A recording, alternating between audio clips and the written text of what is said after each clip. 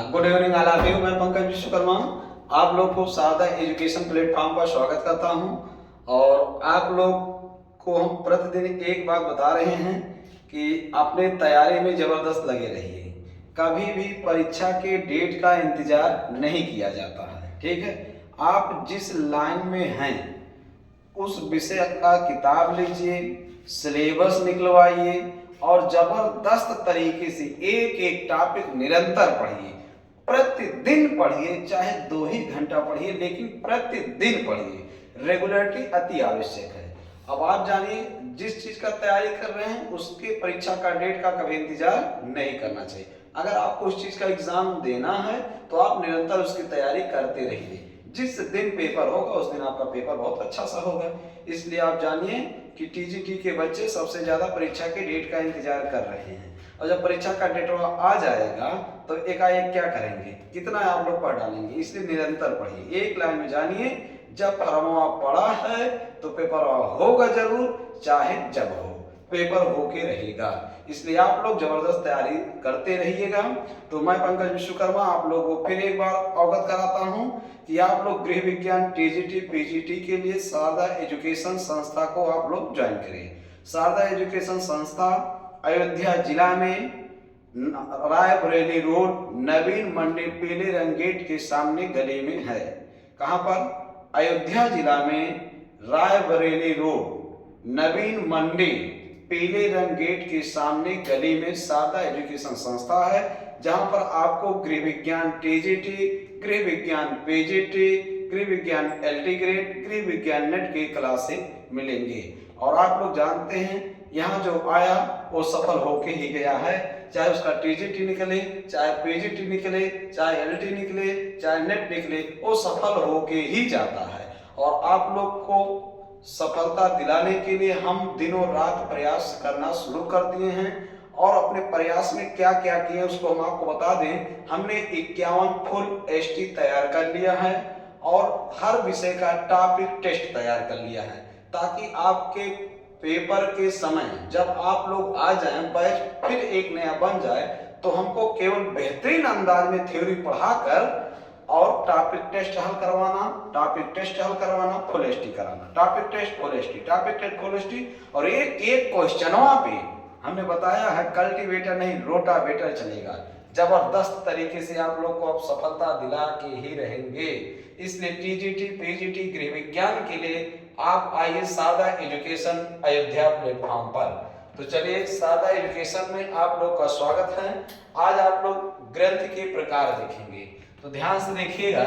एक ग्रंथ जो होते हैं, एक ग्रंथ 3 प्रकार के होते हैं। कितने प्रकार के होते हैं? 3 प्रकार के होते हैं।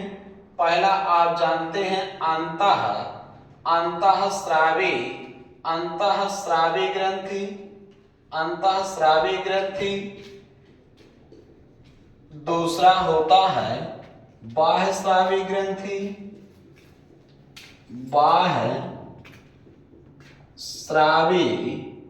बाह्यस्रावी ग्रंथि। और तीसरा होता है यह मिश्रित ग्रंथि। क्या होता है? मिश्रित ग्रंथि, मिश्रित ग्रंथि।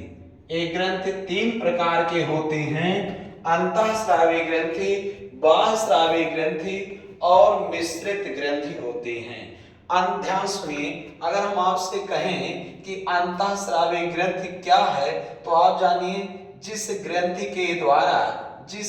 के द्वारा हार्मोन्स का स्राव होता है, जिस ग्रंथि के द्वारा हार्मोन्स का स्राव होता है वह अंतःस्रावी ग्रंथि होता है। अंतःस्रावी ग्रंथि के द्वारा किसका स्राव होता है? हार्मोन्स का स्राव होता है। दूसरा बात आप जानते हैं, अगर आपसे पूछा जाए कि अंतःस्रावी ग्रंथि नलिका युक्त होती है कि नलिका विहीन होती है, तो आप बताएंगे अंतःस्रावी ग्रंथियां नलिका विहीन होते हैं, नलिका विहीन होते। इसमें कोई नलिकाएं नहीं पाए जाते। 2 बेहतरीन बात आपने सुना, अंतःस्रावी ग्रंथियों के द्वारा हार्मोन्स का स्राव होता है और अंतःस्रावी ग्रंथियां नलिका विहीन होती हैं। अगला बात सुनिए, बाह्यस्रावी ग्रंथि के द्वारा किसी भी प्रकार के हार्मोन्स का स्राव नहीं होता। बाह्यस्रावी ग्रंथि के द्वारा किसी भी प्रकार के हार्मोन्स का स्राव नहीं होता। इसके द्वारा किसी भी प्रकार के हार्मोन्स का स्राव नहीं होता है। और आप जानते अंतःस्रावी नलिका विहीन होते हैं, जबकि बाह्यस्रावी ग्रंथियां जो होती हैं भैया ये नलिका युक्त होते हैं। क्या होते हैं? ये नलिका युक्त होते हैं। बाह्यस्रावी ग्रंथियों में नलिकाएं पाई जाती हैं। किसमें? बाह्यस्रावी ग्रंथियों में नलिकाएं पाई जाती हैं। अगला बात आप जानेंगे, अगर आपसे पूछा जाए सबसे बड़ी अंतःस्रावी ग्रंथि, तो जानते हैं सबसे बड़ी अंतःस्रावी जो ग्रंथि होता है वो थायराइड ग्रंथि होता है। क्या होता है भैया? थायराइड ग्रंथि। थायराइड ग्रंथि सबसे बड़ी अंतःस्रावी ग्रंथि का नाम क्या होता है भैया? थायराइड ग्रंथि होता है। और आप जानते हैं, अगर आपसे ये भी पूछा जाए सबसे बड़ी बाह्यस्रावी ग्रंथि कौन होता है, तो सबसे बड़ी बाह्यस्रावी ग्रंथि आप जानते हैं यकृत होता है। क्या होता है? यकृत होता है। ये बात पूरा क्लियर हो गया। दूसरा बात, अगर आपसे पूछा जाए अंतःस्रावी ग्रंथियों की संख्या, अंतःस्रावी ग्रंथि की संख्या मनुष्य में कितना होता है, तो मनुष्य में कितना होता है? मनुष्य में 9 होता है। कितना होता है? 9 होता है। अंतःस्रावी ग्रंथियों की संख्या मनुष्य में कितना होता है? 9 होता है। तो मनुष्य हमने कहा, तो इसका मतलब मनुष्य में कौन आ गया? नर आता है और क्या है? मादा ना, मतलब स्त्री और पुरुष। तो स्त्री पुरुष के जोड़े को हम लोग यहाँ क्या कहें? मनुष्य कहें। तो आप जानते हैं जो नर हैं, नर का प्रथम लैंगिक पहचान होता है वृषण। क्या होता है भैया? वृषण। जबकि स्त्री का प्रथम लैंगिक पहचान होता है क्या? अंडाशय। क्या होता है भैया? अंडाशय होता है। बतिया समझ गए? तो यहाँ देखिए, जो वृषण होता है वो केवल नर में होता है, मादा में नहीं। और जो अंडाशय होता है केवल मादा में होता है, नर में नहीं। तो इस तरह से अगर पूछा जाए मनुष्य में अंतःस्रावी ग्रंथियों की संख्या कितना होता है? 9। और अगर आपसे पूछा जाए नर में कितना होता है, नर में, तो नर में अंतःस्रावी ग्रंथियों की संख्या 8। अगर आपसे मादा में पूछा जाए तो मादा में कितने होते हैं? 8 होते हैं। बतिया समझ गए? अगर मनुष्य शब्द का प्रयोग किया गया तो आप जानते हैं टोटल जोड़ा जाएगा। टोटल जोड़ा जाएगा तो कितना बताया जाएगा? 9 बताया जाएगा। ये बात आप पूरा समझ गए हैं। अभी हम आपको अंतःस्रावी ग्रंथियां सब 9 के 9 अंतःस्रावी ग्रंथियों का नाम बताएंगे और एक एक अंतःस्रावी ग्रंथि के बारे में आप लोग बहुत बेहतरीन पढ़ते चलेंगे। अंतःस्रावी ग्रंथियों के जितने क्वेश्चन पूछे जाते हैं, संपूर्ण सागर को हम गागर में भर के छोटे में एक एक अंतःस्रावी ग्रंथि को छोटे छोटे में बहुत विराट बता देंगे। उसी में से सगरों क्वेश्चन वहां फंस जाएगा। बहुत ज्यादा डीप अध्ययन करने की जरूरत नहीं पड़ेगा, बहुत ज्यादा इधर उधर खोजने की आवश्यकता नहीं पड़ेगा। जहां से आयोग प्रश्न उठाता है वही प्रश्न एक एक ग्रंथियों का हेडिंग बना के बेहतरीन अंदाज में प्रस्तुत कर देंगे। चलिए आगे देखिए। हाँ, तो ये आप जान गए अंतःस्रावी ग्रंथि के बारे में। चलिए अब देखिए बाह्यस्रावी ग्रंथि, जैसे कुछ बाह्यस्रावी ग्रंथि को नाम सुनिए। जैसे बाह्यस्रावी ग्रंथि आप जानते हैं क्या होता है भैया? बाह्यस्रावी ग्रंथि होता है यकृत होता है। बाह्यस्रावी ग्रंथि आंसू ग्रंथि होता है। आंसू ग्रंथि कैसा है? बाह्यस्रावी ग्रंथि। आप जानते हैं तैल ग्रंथि, तैल ग्रंथि। आप जानते हैं लार ग्रंथि। आप जानते हैं दुग्ध ग्रंथि ना। ये सब कैसे ग्रंथि है भैया? बाह्यस्रावी ग्रंथि। कैसे ग्रंथि है? बाह्यस्रावी ग्रंथि है। चलिए आप जानते हैं स्वेद ग्रंथि, और एक क्या? स्वेद ग्रंथि। स्वेद ग्रंथि भी स्वेद ग्रंथि। ये सब कैसे ग्रंथि हैं? बाह्यस्रावी ग्रंथि है। पूरा बात समझ गए? तो आपने देखा बाह्यस्रावी ग्रंथि। बाह्यस्रावी ग्रंथि कौन? यकृत है, आंसू ग्रंथि, तैल ग्रंथि, लार ग्रंथि, दुग्ध ग्रंथि, स्वेद ग्रंथि। ये सब बाह्यस्रावी ग्रंथि। बाह्यस्रावी ग्रंथि क्यों है? क्योंकि ये सब नलिका युक्त होते हैं। जो ग्रंथियां नलिका युक्त होते हैं वो बाह्यस्रावी होते हैं। जो ग्रंथियों, अब इन ग्रंथियों के द्वारा हार्मोन्स का स्राव नहीं होता। ये भी बात क्लियर होगा। चलिए मिश्रित ग्रंथि कौन होता है? तो मिश्रित ग्रंथि केवल एक होता है, वो होता है अग्नाशय, पैनक्रियाज। कौन होता है? अग्नाशय। मिश्रित ग्रंथि की संख्या केवल एक है, वो कौन है? अग्नाशय। अग्नाशय को मिश्रित ग्रंथि क्यों कहा गया, इसके बारे में थोड़ा सा आप लोग सुन लीजिए। क्योंकि अग्नाशय में आप जानते हैं 10% अंतःस्रावी कोशिका होते हैं, 10% अंतःस्रावी कोशिका होते हैं, जबकि 90% बाह्य स्रावी कोशिका होते हैं। 90% क्या होते हैं? बाह्य स्रावी कोशिका होते हैं। वहां तक आ रहा है ना, 90% क्या होते हैं? बाह्य स्रावी कोशिकाएं पाए जाते हैं। इसलिए अग्नाशय को क्या कहते हैं? मिश्रित ग्रंथि कहते हैं। ठीक, तो मिश्रित ग्रंथि मतलब दोनों प्रकार की कोशिका, 10% अंतःस्रावी और 90% क्या होते हैं? बाह्य स्रावी। और आप जानते हैं इस 10% अंतःस्रावी कोशिकाओं में, 10% अंतःस्रावी कोशिकाओं में क्या होता है? इसमें लैंगरहैंस की दीपिकाएं होती हैं।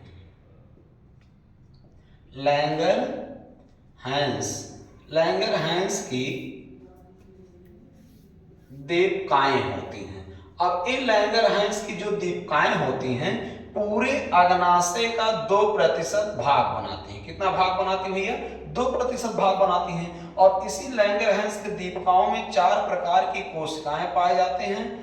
अल्फा कोशिका पाया जाता है, अल्फा कोशिका पाया जाता है, और आप जानते हैं बीटा कोशिका पाया जाता है, बीटा कोशिका पाया जाता है, अल्फा कोशिका, बीटा कोशिका, और आप जानते हैं गामा या इसमें डेल्टा कोशिका, डेल्टा कोशिका पाया जाता है, और आप जानते हैं इसमें PP व F कोशिका पाया जाता है। कहां पाया जाता है भैया? लैंगरहैंस की दीपिका में। तो लैंगरहैंस की दीपिका कहाँ है? 10% अंतःस्रावी कोशिकाओं में, और 10% अंतःस्रावी कोशिका यहाँ कहाँ? अग्नाशय में। ठीक है, तो आप जानते हैं अल्फा कोशिका के द्वारा जो होता है यहाँ से ग्लूकोगान नामक हार्मोन का स्राव होता है। ग्लूकोगान नामक हार्मोन का क्या होता है? स्राव होता है। जबकि बीटा कोशिका के द्वारा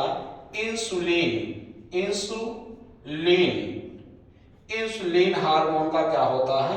स्राव होता है। किसका स्राव होता है? इंसुलिन का स्राव होता है। इतना बात आप समझ गए हैं? चलिए, तो आपने देखा ग्लूकोगान हार्मोन और इंसुलिन हार्मोन का स्राव कहां से हो रहा है? अग्नाशय से हो रहा है। इसलिए कई बार एक क्वेश्चन पूछा गया है कि मधुमेह का कारण कौन सा अंग होगा? तो आप लोग बताते हैं अग्नाशय होगा। वो क्यों होगा? क्योंकि आप जानते हैं इंसुलिन हार्मोन की कमी अगर हो जाती है तो ग्लूकोज को ग्लाइकोजन में नहीं बदल पाता है। तो जब ग्लूकोज को ग्लाइकोजन में नहीं बदल पाता है तो आप जानते हैं रक्त में ग्लूकोज की मात्रा बढ़ जाती है। तो जब रक्त में ग्लूकोज की मात्रा बढ़ जाती है तो मधुमेह रोग हो जाता है। ठीक है, तो ये पाया कहाँ जाता है? अग्नाशय में। इसीलिए उत्तरदायी कौन कहलाया भैया? अग्नाशय कहलाया। बात क्लियर हुआ? अग्नाशय एक मिश्रित ग्रंथि है। क्यों? क्योंकि इसमें 10% अंतःस्रावी कोशिकाएं होती हैं और 90% बाह्यस्रावी कोशिकाएं होते हैं, और 10% अंतःस्रावी कोशिकाओं में लैंगरहैंस की दीपिकाएं पाए जाते हैं। और इस लैंगरहैंस की दीपिकाएं पूरे अग्नाशय का 2% भाग बनाते हैं। और इस लैंगरहैंस की दीपिकाओं में 4 प्रकार की कोशिका होते हैं। अल्फा कोशिका, बीटा कोशिका, डेल्टा कोशिका, PP और F कोशिका। तो अल्फा कोशिका के द्वारा ग्लूकोगान हार्मोन का स्राव होता है, और बीटा कोशिका के द्वारा इंसुलिन हार्मोन का क्या होता है भैया? स्राव होता है। पूरा बात समझ गए? अब इंसुलिन हार्मोन और ग्लूकोगान हार्मोन का कार्य थोड़ा सुन लीजिए। जैसे जो ग्लूकोज होता है, क्या होता है भैया? जो ग्लूकोज होता है, यह ग्लूकोज क्या? कार्बोहाइड्रेट का सरल इकाई है। जब आप फल खाते हैं, मिठाइयाँ खाते हैं, सब्जियां खाते हैं, मधु खाते हैं, तो आपको क्या मिलता है? कार्बोहाइड्रेट। कार्बोहाइड्रेट का पाचन होता है किसमें बदलता है? ग्लूकोज का। तो यह ग्लूकोज को इंसुलिन हार्मोन, कौन भैया? इंसुलिन हार्मोन क्या करता है? ग्लूकोज को ग्लाइकोजन के रूप में बदल देता है। ग्लूकोज को किस रूप में बदल देता है? ग्लाइकोजन के रूप में बदल देता है। और यह ग्लाइकोजन के रूप में बदलकर हमारे यकृत और मांसपेशी में स्टोर होता है। यकृत और कहाँ स्टोर होता है? मांसपेशी में स्टोर होता है। यकृत में लगभग 200 ग्राम स्टोर होता है, मांसपेशी में लगभग 350 ग्राम स्टोर होता है। बात क्लियर हुआ? तो हमारे यकृत और मांसपेशी में स्टोर होता है कौन? ग्लाइकोजन। इसलिए अगर पूछा जाए प्राणियों का स्टार्च किसे कहते हैं, तो प्राणियों का स्टार्च ग्लाइकोजन को कहते हैं। किसे कहते हैं? ग्लाइकोजन को। क्योंकि जैसे पौधों में कार्बोहाइड्रेट स्टार्च के रूप में संग्रहित होता है, उसी तरह से प्राणियों में कार्बोहाइड्रेट ग्लाइकोजन के रूप में संग्रहित रहता है। बात समझ में? और संग्रहित होकर कहाँ स्टोर होता है? यकृत और मांसपेशी में। तो अगर ये भी क्वेश्चन आपके टीजीटी गृह विज्ञान में आया है, अगर आपसे पूछा जाए इसका संग्रह, पहला श्रेय पूछा जाए तो आप हमेशा यकृत को देंगे और दूसरा श्रेय किसे देंगे? मांसपेशी को देंगे। क्योंकि ग्लूकोजेनोसिस, ग्लाइकोजेनोलिसिस, ये सारी क्रियाएं कहाँ होती हैं? यकृत में होती हैं। तो ये बात आप समझ गए। तो अब लोग, अगर कुछ लोग देखें खाते रहे इंसुलिन ग्लाइकोजन में बदलता रहा, खाते रहे इंसुलिन हार्मोन ग्लाइकोजन में बदलता रहा, तो जहां 200 ग्राम स्टोर होना चाहिए लिवरवा में, वो 2 किलो स्टोर होगा। जब 2 किलो स्टोर होगा तो लिवरवा बढ़ेगा, और लिवरवा बढ़ेगा तो पेटवा निकलेगा कि नहीं निकलेगा? इसी कारण मोटापा में पेट निकलता है। और मांसपेशी में 350 ग्राम स्टोर होना चाहिए, और खवाई कम नहीं हो रहा। अब बताइए, मांसपेशियों में जब स्टोर होगा तो हाथ पैर मोटे होंगे कि नहीं? होगा। लेकिन जो भी थोड़ा संतुलित आहार लेते हैं और किसी दिन आहार बढ़ जाने के कारण सप्ताह में 1 दिन व्रत रखते हैं, या किसी दिन किसी कारणवश उपवास रखे खाना वाना नहीं खा पाए, तो उस दिन भी तो शरीर को ऊर्जा चाहिए। तो उस दिन क्या होता है? जिस दिन व्यक्ति व्रत या उपवास रखता है, उस दिन यह ग्लाइकोजन ग्लूकोगान हार्मोन की उपस्थिति में पुनः ग्लूकोज में बदल जाता है। और पुनः ग्लूकोज में बदल के शरीर को क्या देता है? ऊर्जा देता है। बताइए, समझ गए? इसीलिए पुरुषों की अपेक्षा स्त्रियों में मधुमेह कम होता है, क्योंकि इस जितना व्रत उपवास बना है, सबसे ज्यादा व्रत वगैरह कौन रखता है?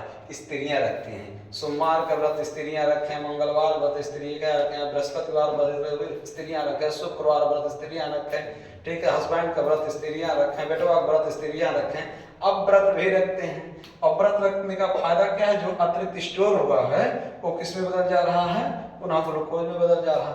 मतलब अब उनको देखिए इंसुलिन की कमी नहीं हो पा रहा, क्योंकि आवश्यकता से अधिक हो जाता तो इंसुलिन कम हो जाता। पुरुषों की अपेक्षा स्त्रियों में यही कारण है कि जो मधुमेह कम होता है। बताइए, समझ गए? चलिए, तो आप जान गए इतना। अभी केवल ग्रंथि का थोड़ा परिचय बताया, फिर से एक बार जरा सा से निगाहों से देख लीजिए। ग्रंथियां 3 प्रकार की होती हैं। नंबर 1 होता है अंतःस्रावी ग्रंथि, नंबर 2 बाह्यस्रावी ग्रंथि, नंबर 3 क्या होता है भैया? मिश्रित ग्रंथि। अंतःस्रावी ग्रंथियां हमने बताया जो हार्मोन्स का स्राव करती है, अंतःस्रावी ग्रंथि होते हैं। अंतःस्रावी ग्रंथियां नलिका विहीन होते हैं। सबसे बड़ी अंतःस्रावी ग्रंथि का नाम थायराइड ग्रंथि है। आप जानते हैं अंतःस्रावी ग्रंथियों की संख्या मनुष्य में 9 होता है, जबकि पुरुषों में 8 होता है और स्त्रियों में 8 होता है। क्लियर हो गया? अगला बाह्यस्रावी ग्रंथि। बाह्यस्रावी ग्रंथि के द्वारा हार्मोन्स का स्राव नहीं होता है। बाह्यस्रावी ग्रंथियां नलिका युक्त होती हैं। सबसे बड़ी बाह्यस्रावी ग्रंथि का नाम यकृत है। सबसे बड़ी बाह्यस्रावी ग्रंथि का नाम क्या है? यकृत है। बाह्यस्रावी ग्रंथि जैसे यकृत, आंसू ग्रंथि, तैल ग्रंथि, लाल ग्रंथि, दुग्ध ग्रंथि, श्वेत ग्रंथि, ये सब नलिकाएं युक्त होती हैं। और आप जानते हैं अंतःस्रावी ग्रंथि के द्वारा जो हार्मोन्स का स्राव होता है डायरेक्ट रक्त में मिल जाता है, इसमें कोई नलिकाएं नहीं होती, लेकिन इसमें नलिकाएं होती हैं। अगला देखिए, मिश्रित ग्रंथि किसे कहते हैं? जिसमें दोनों प्रकार की कोशिकाएं पाए जाते हैं उसे मिश्रित ग्रंथि कहते हैं। मिश्रित ग्रंथि कौन है? अग्नाशय। अब अग्नाशय में अंतःस्रावी 10% अंतःस्रावी कोशिका और 90% बाह्यस्रावी कोशिका होता है। इस 90-10% अंतःस्रावी कोशिकाओं में लैंगरहैंस की दीपिकाएं होती हैं, और ये लैंगरहैंस की दीपिकाएं पूरे अग्नाशय का 2% भाग बनाती हैं। और आप जानते हैं इस लैंगरहैंस की कोशिका में लैंगरहैंस की दीपिकाओं में 4 प्रकार की कोशिका होती हैं। अल्फा कोशिका जिसके द्वारा ग्लूकोगान हार्मोन का स्राव होता है, बीटा कोशिका जिसके द्वारा इंसुलिन हार्मोन का स्राव होता है, डेल्टा कोशिका और पीपी और एफ कोशिका होता है। अगला देखिए, इंसुलिन का कार्य। देखिए, हमने आपको बताया कि मधुमेह में अगर पूछा जाता है मधुमेह का कारण कौन सा अंग होता है, तो आप बताते हैं अग्नाशय होता है। कैसे होता? क्योंकि आप जानते हैं इंसुलिन और ग्लूकोगान हार्मोन कहाँ होते हैं? अग्नाशय में। तो देखिए, ग्लूकोज को इंसुलिन हार्मोन क्या करता है? ग्लाइकोजन में बदल देता है। जिस दिन हम लोग व्रत या उपवास रखते हैं तो जो स्टोर ग्लाइकोजन है वह ग्लूकोगॉन हार्मोन के उपस्थिति में पुनः ग्लूकोज में बदल के शरीर को ऊर्जा देता है। तो हमारी समझ से आप लोग इतना पूरा बात समझ गए होंगे।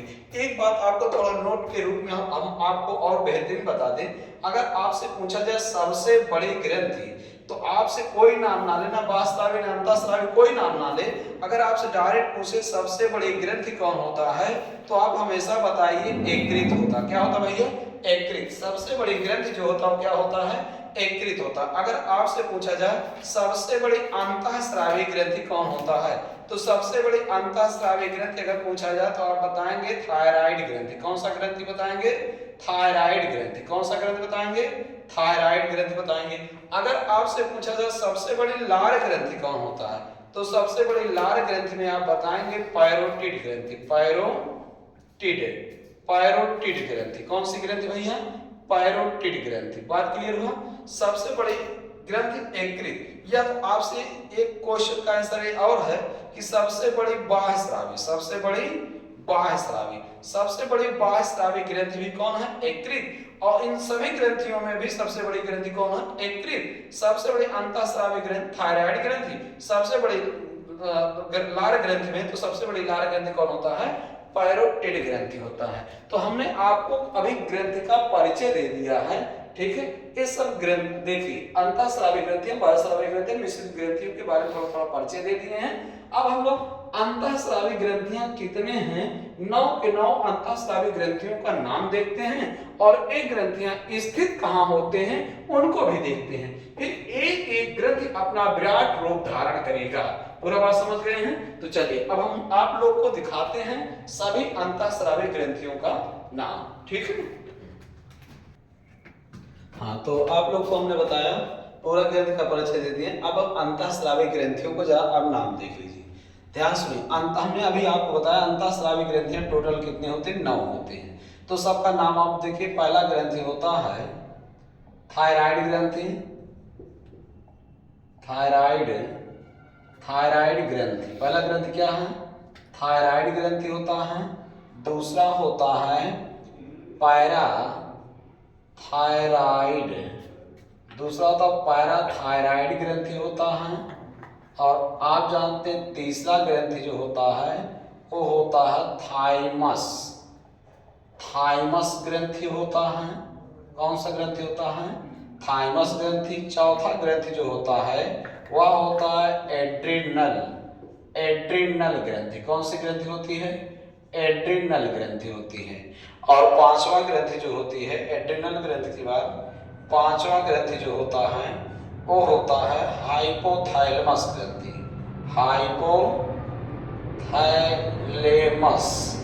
हाइपोथैलेमस ग्रंथि होता है। और छठवां जो होता है वो होता है पीनियल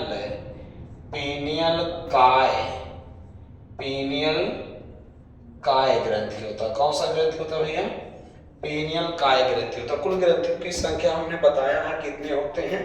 9 होते हैं, ठीक है। और आप जानते हैं अगला क्या, सातवां हम क्या बताएं आपको? पीयूष ग्रंथि। क्या होता है भैया? पीयूष ग्रंथि होता है। पीयूष ग्रंथि जिसे हम लोग मास्टर ग्रंथि कहते हैं। और आठवां जो होता है वो होता है वृषण ग्रंथि। क्या होता है भैया? वृषण ग्रंथि होता है। कौन सा ग्रंथि होता है? वृषण ग्रंथि। और नौवां जो होता है वो होता है अंडाशय ग्रंथि। क्या होता है? अंडाशय ग्रंथि, ठीक। तो अंडाशय ग्रंथि। अब हमने आपको बताया अंतःस्रावी ग्रंथियां। परीक्षा में पूछा जाएगा कि अंतःस्रावी ग्रंथियों की संख्या कितनी होती है, तो आप बताएंगे अंतःस्रावी ग्रंथियों की संख्या 9 होती है। अभी हमने बताया मनुष्य में 8, मनुष्य में 9, पुरुष में 8, स्त्री में 8। तो ये आपको थोड़ा कंफ्यूजन हुआ होगा। देखिए यहाँ तक देखिए, 7 स्त्री पुरुष में सामान्य होता है, ठीक है। 7 सब में होता है, स्त्रियों में भी होता है, पुरुषों में भी होता है। लेकिन अब वृषण जो है ये केवल पुरुषों में होता है, स्त्रियों में नहीं। तो अगर पुरुष की बात किया जाए, अब देखिए पुरुष में टोटल 8 है कि नहीं है? अगर हम पूछे स्त्रियों में कितना होता है, तो स्त्रियों में वृषण नहीं होता, अंडाशय होता है। तो वृषण को अगर हटा देंगे तो बताइए अब स्त्रियों में 8 हुआ कि नहीं हुआ? हुआ।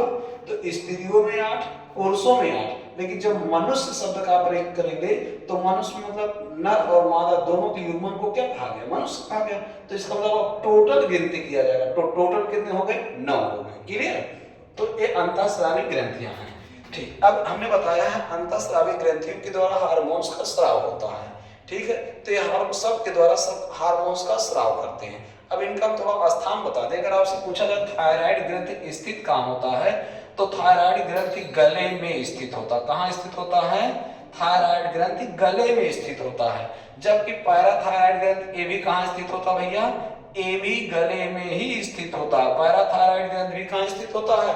गले में स्थित होता है। और थाइमस ग्रंथि कहाँ स्थित होता है? थाइमस ग्रंथि सीने में। कहाँ स्थित होता है? थाइमस ग्रंथि सीने में स्थित होता है। और एड्रिनल ग्रंथि जो होता है ये कहाँ स्थित होता है? ब्रिक पर। कहाँ स्थित होता है? ब्रिक पर। कितने ब्रिक होते हैं? 2। तो दोनों ब्रिक पर ऊपर स्थित होता है। ठीक, अगला हाइपोथैलेमस ग्रंथि कहाँ स्थित होता है? यह स्थित होता है मस्तिष्क में। कहाँ स्थित होता है? मस्तिष्क में स्थित होता है। पीनियल काय ग्रंथि ये भी कहाँ स्थित होता है भैया? ये भी स्थित होता है मस्तिष्क में। कहाँ स्थित होता है? मस्तिष्क में। पीयूष ग्रंथि कहाँ स्थित होता है? ये भी स्थित होता है कहाँ भैया? मस्तिष्क में। कहाँ स्थित होता है? मस्तिष्क में स्थित होता है। चलिए, वृषण ग्रंथि कहाँ स्थित होता है? तो वृषण ग्रंथि आप जानते हैं पुरुषों के, किसके भैया? पुरुष के उदर गुहा के नीचे। उदर गुहा, पुरुष के उदर गुहा के नीचे बाहर स्थित होता है। पुरुष के उदर गुहा के नीचे कहाँ स्थित होता है?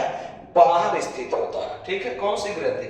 वृषण, जो पुरुषों का प्रथम लैंगिक पहचान होता है। अगला देखिए अंडाशय ग्रंथि जो होता है यह स्त्री के उदर गुहा के नीचे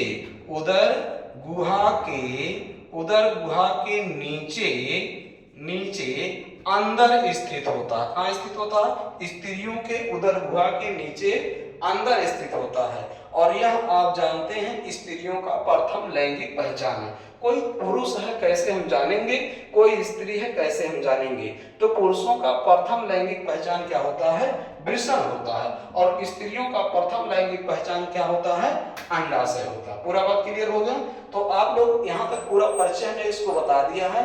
और अंतःस्रावी ग्रंथियां कुल कितने होते हैं? 9 होते हैं। और अब हम कल आप लोग को एक अंतःस्रावी ग्रंथियों के बारे में बहुत डिटेल बताएंगे, जिसमें आप संपूर्ण जानकारी भी प्राप्त करेंगे कि पीयूष ग्रंथि को मास्टर ग्रंथि क्यों कहते हैं, बूढ़े बीमार होते हैं तो मर क्यों जाते हैं, बूढ़े मरते क्यों हैं। ठीक है, ये सारे बात आप लोग जान जाएंगे। नर क्या है, मादा क्या है, सब ग्रंथियों के द्वारा जानेंगे। तो आज का वीडियो बस यहाँ तक, शेष वर्णन आपको कल किया जाएगा। बहुत बहुत धन्यवाद।